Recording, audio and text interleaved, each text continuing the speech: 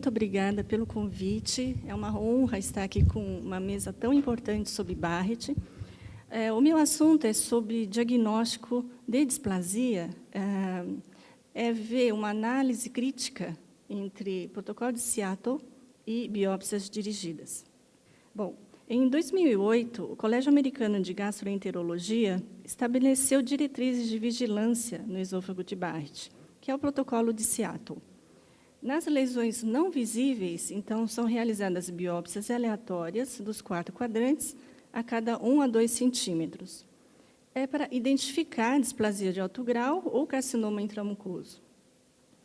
Esse separa-se também em frascos bem designados as lesões visíveis, como ulcerações, elevações, devidamente designado. Qual o fundamento do protocolo de Seattle? É a detecção precoce de neoplasia em estado inicial, que são lesões não visíveis. As lesões visíveis em Barrett são já de alto risco de invasão, até prova em contrário.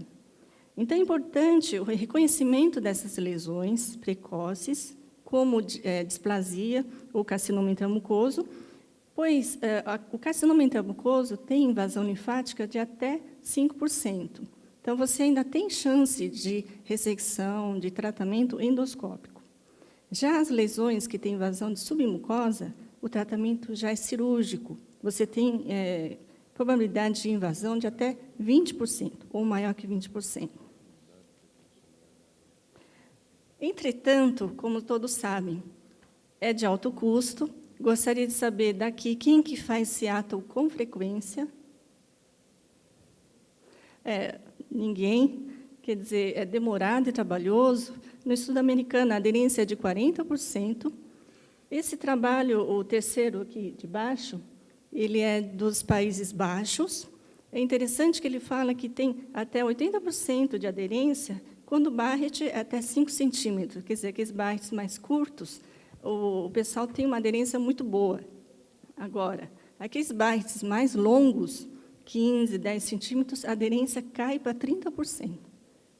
O risco de sangramento, baixo rendimento diagnóstico, rendimento significa biópsias positivas sobre o número total de biópsias, e tem uma baixa representatividade, menor que 5%, porque tem um elevado potencial de erro de amostragem, até 57%, e o epitélio, justamente como o Dr. Márcio comentou, o epitélio é em mosaico, tem uma distribuição focal de carcinoma.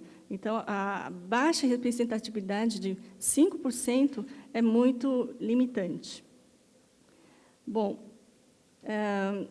frente a isso, recentemente, a Sociedade Americana de Endoscopia, em 2012, ela estabeleceu essa normatização que chama PI-VI, que, em português, seria Preservação e Incorporação de Inovação Endoscópica de Valor, para imagens, obtenção de imagens em esôfago de Barrett.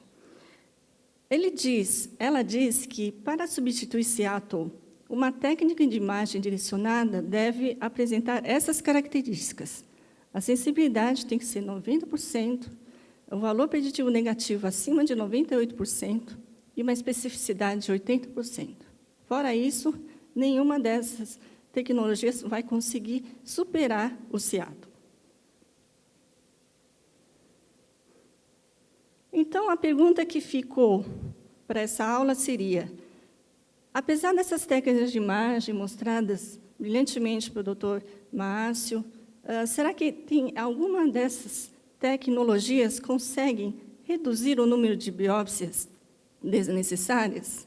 Será que alguma delas tem melhor rendimento, sensibilidade, especificidade, valor preditivo positivo ou negativo? E, obviamente, será que tem um melhor custo-benefício? Então, vários trabalhos foram realizados com o objetivo de decifrar esta grande questão. Eu trouxe 3 mais importantes e mais recentes. Esse artigo de revisão sistemática e meta-análise de Kunseya revisou a literatura existente para encontrar a resposta se essa cromoscopia com biópsias dirigidas, tanto faz corantes ou eletrônica, ela é superior a Seattle com luz branca. Esse estudo visou principalmente o rendimento diagnóstico.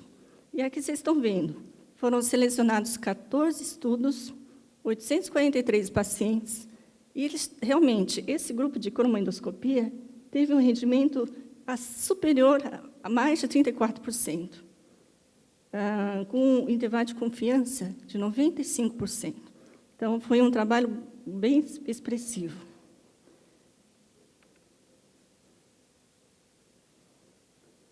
Esse segundo trabalho fala sobre o Gunta, né? Ele escreveu sobre confocal. Ele fez uma análise sistemática, revisão sistemática e meta-análise, e fez a seguinte pergunta: se o grupo de confocal com biópsias dirigidas é superior à luz branca com Seattle. E o que eles descobriram? Foram selecionados 8 estudos, no meio de vários estudos, mas tem um número de lesões expressivo, 3.080 lesões, 345 pacientes, sendo a idade média de 63 anos e 79% sexo masculino. E vocês estão vendo os resultados aqui, a sensibilidade de 86, valor preditivo negativo de 96 e a especificidade de 83%. Faltou um pouquinho para chegar acima do PI-VI que eu comentei anteriormente para vocês. Porém, quando essa revisão sistemática já tinha sido concluída, esse estudo multicêntrico internacional randomizado é um ensaio clínico realizado pela doutora Canto. Ela estudou 192 pacientes e randomizou em grupo branco, luz branca com Seattle e com focal, e com biópsias direcionadas. E aqui ela viu que com focal realmente diminuiu o número de biópsias em até 80%, teve um rendimento de 3 vezes mais, 22% por confocal contra 6% da luz branca, com P muito significativo, e uma sensibilidade muito alta, de 95% sobre 40% da luz branca.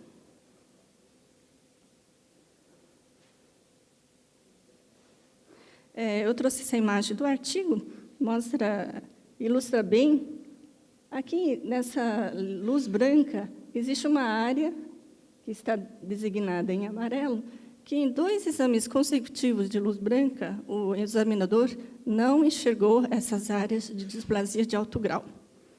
E esse paciente foi submetido a um exame direcionado de confocal. Vocês estão vendo aqui os números onde o confocal foi direcionado, e nos locais 6 e 7, eles viram realmente essas glândulas displásicas, que são essas áreas mais escuras, abaixo de um epitélio escamoso, que são essas setas avermelhadas, e aqui na correspondência do confocal. Então, nesse trabalho, a Canto ela viu que a sensibilidade é 95%, o valor preditivo negativo de 96% e a especificidade de 83%. Ou seja, esse trabalho conseguiu superar o Seattle, porém é um trabalho único.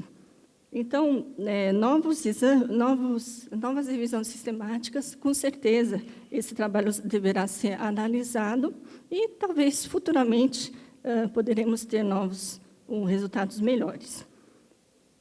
Eu vou citar rapidamente 2 gerações novas de exames, que esse aqui é o trimodal, que você tem a imunofluorescência, a autoimunofluorescência com luz branca e NBI. O que é? São 3 modos, 3 tecnologias acopladas no aparelho. Essa tecnologia usa a visualização de certas substâncias endógenas, colágeno, nicotidamina, adenina, dinucleotídeo e flavina, que são componentes que estão na mucosa. E, a partir de uma exposição de uma luz de ondas curtas, o que acontece? Elas se autofluorescem. E as áreas displásicas, vocês estão vendo, essas áreas mais escurecidas, elas ficam mais evidentes. As áreas verdes são normais. Porém, é uma tecnologia que tem um falso negativo, falso positivo muito importante, chega até 60%. Por quê? Porque tem muito processo inflamatório. E nos processos inflamatórios você pode ter esse aumento também do falso positivo. Por isso que o NBI foi acoplado para tentar diminuir esse falso positivo, né? Então, o NBI está junto nessa geração de exame trimodal. E também, futuramente, biomarcadores, quem sabe vai poder melhorar um pouquinho mais a acurácia do exame. E, por fim, temos essa nova tecnologia, que é a tomografia de coerência óptica, que é descrita como o avanço mais notável de imagem do trato gastrointestinal desde a ecoendoscopia. E o que ela é feita? Em vez de usar o som, a tomografia usa a luz através de um estado físico chamado interferometria. E vocês estão vendo a correspondência nítida, né, entre o epitélio histológico e as camadas da mucosa. E, além disso, o importante dessa tomografia de coerência óptica é que ela tem uma visão espacial. Você tem um estudo de todo o trato, o esôfago, né, a mucosa do esôfago, e aqui vocês estão vendo, essa é uma área sem suspeita de displasia. São glândulas retilíneas, que são esses espaços esbranquiçados, enquanto que áreas com displasia de alto grau, você tem essas glândulas um pouco atípicas, irregulares. Isso, então, você pode direcionar essas biópsias.